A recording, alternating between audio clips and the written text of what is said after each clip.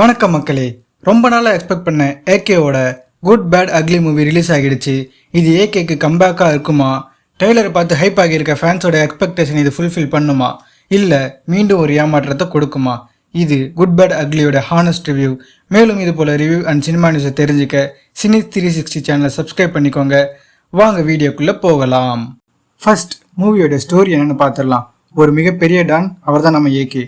அவருக்கு ஒரு அழகான ஒய்ஃப் த்ரிஷா. அவங்களுக்கு ஒரு குழந்தை பிறக்குது. தன்னோட ஹஸ்பண்ட் ஒரு கேங்ஸ்டராக இருக்கிறது சுத்தமாக ஒய்ஃபுக்கு பிடிக்கவே இல்லை.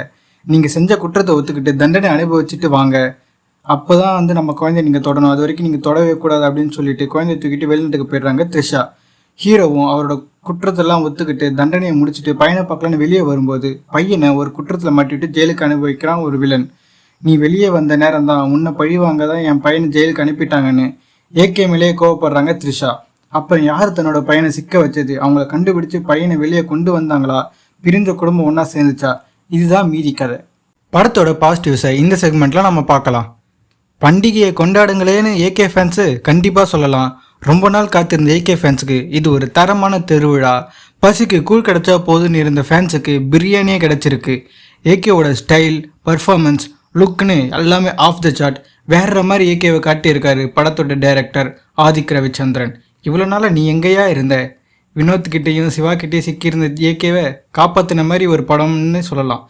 படத்தோட ஃபர்ஸ்ட் ஆஃப் ஆக்ஷனும் சரி, விறுவிறுப்பும் சரி, பஞ்சமே இல்லாமல் போய்கிட்டே இருக்கு. Goosebumps guaranteed. படத்தில் வச்சிருக்க நாஸ்டால்ஜியா ரெஃபரன்ஸ் நல்லாவே ஒர்க் அவுட் ஆகிருக்கு.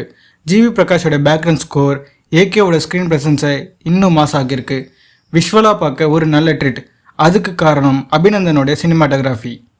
என்னடா ஒரே பாசிட்டிவாக சொல்கிற, அப்போ நெகட்டிவே இல்லையான்னு கேட்டால் கண்டிப்பாக நெகட்டிவ் இருக்குது. அதை தான் நெக்ஸ்ட் நம்ம பார்க்க போகிறோம். ஃபஸ்ட்டு நெகட்டிவ் படத்தோட ஸ்டோரி தான். எப்பயும் போல் ஒரு கிளீஷியவான ப்ரெடிக்டபிள் ஸ்டோரி. எத்தனையோ படத்தில் அடித்து துவைச்ச கதையை தான் இதுலேயும் போட்டு புரிஞ்சிருக்காங்க. அடுத்து வழக்கமாக மாஸ் ஹீரோஸ் படத்தில் வர சேம் ப்ராப்ளம்.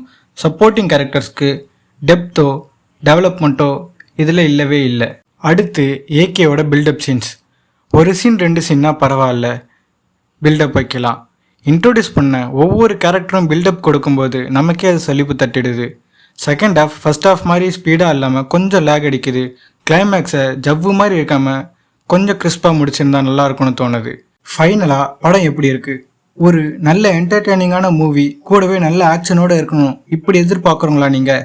அப்போது இந்த படத்தை கண்டிப்பாக பார்க்கலாம். குறிப்பாக ஏகே ஃபேன்ஸ்க்குன்னு செதுக்கி வச்ச மாதிரி இருக்கும். ஸோ ஏகே ஃபேன்ஸ் கொண்டாட்டத்துக்கு ரெடியாகவே போகலாம்.